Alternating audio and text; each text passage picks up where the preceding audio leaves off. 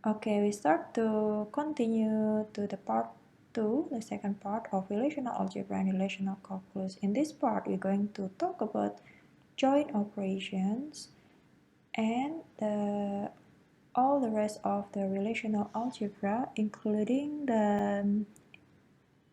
all the joint operators, the divisions, aggregate, and grouping operation, and then we will discuss about relational calculus. Cartesian product and selection can be reduced to a single operation called join. For example, use selection operation to extract those tuples where client number from client equals to client number from viewing. So instead of saying this very long, we just say join select client where client number equals viewing dot client number from the join between two tables, client and viewing.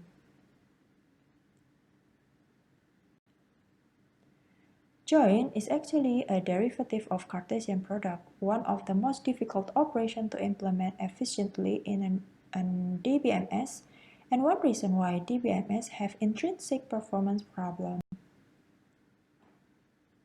Various forms of join operations include theta join, equijoin, outer join, and semi-join. What is theta join? This is a generic operation of the operator of join. The symbol of join operator is like this, like a bow. Join operations bring together two relations and combine their attributes and tuples in a specific fashion. The join condition can be equals, greater than, smaller than, less than equals to, greater than equals to, and not equal. Where the condition is equals, then we call this as equijoin. Theta join written as R theta join with F predicate and S.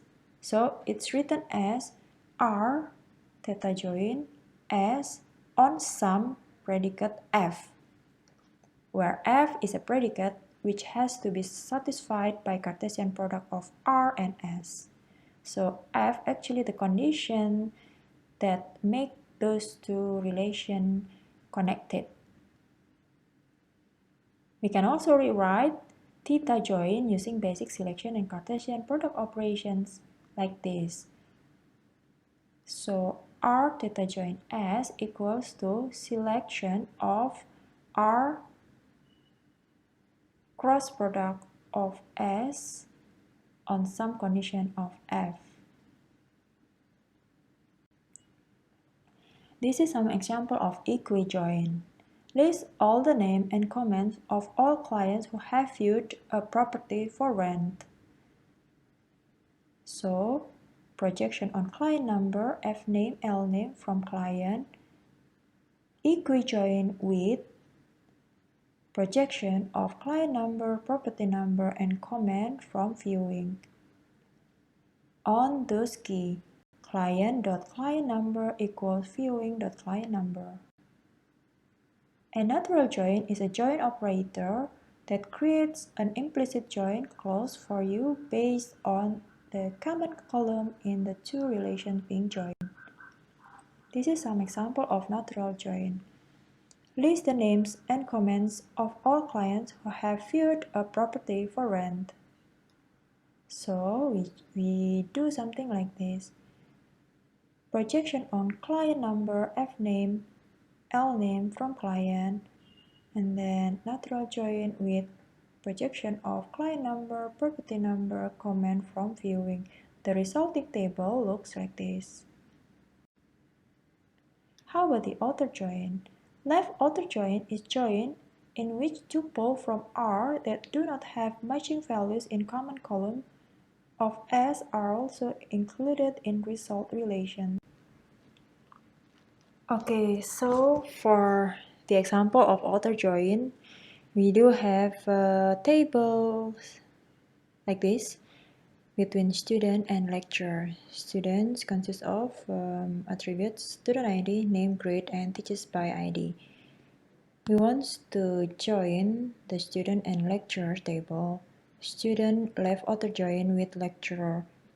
So in here, we see that in student table, the teach by ID is 201301, but in the master table, the lecturer table, the lecturer ID is only 201 and 501. So when we join them together, we also include the second row in the student table, which is for the student called named Paula, but the rest of the right table is empty, is null. So 201, 201. In semi-join, we match the rows of two relations and then show the matching rows of the relation whose name is mentioned to the left side of the join symbol or to the right side of the join symbol denoted by like this and like this.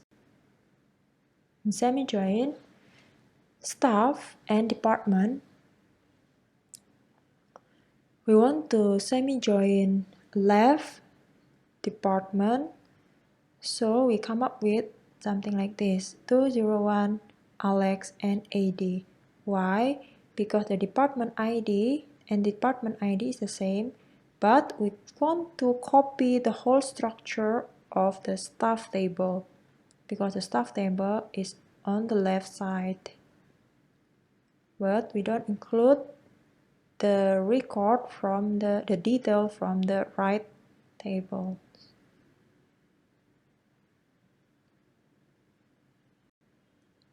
So basically, this is the summary of join operators.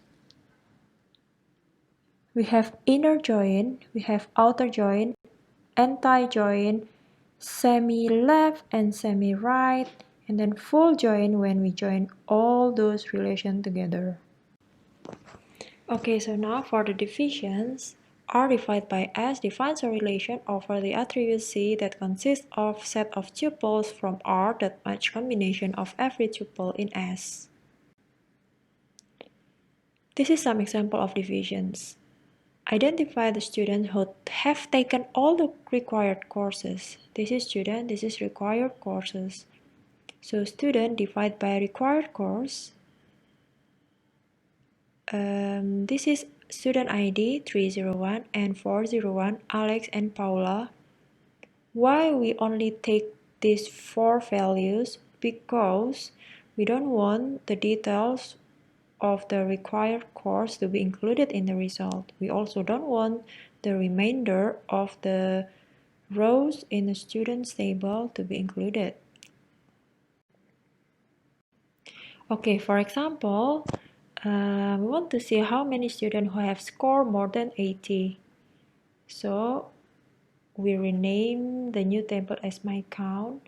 We do the aggregate function count student ID from select score more than 80 from students. So the result is my count equals to 2.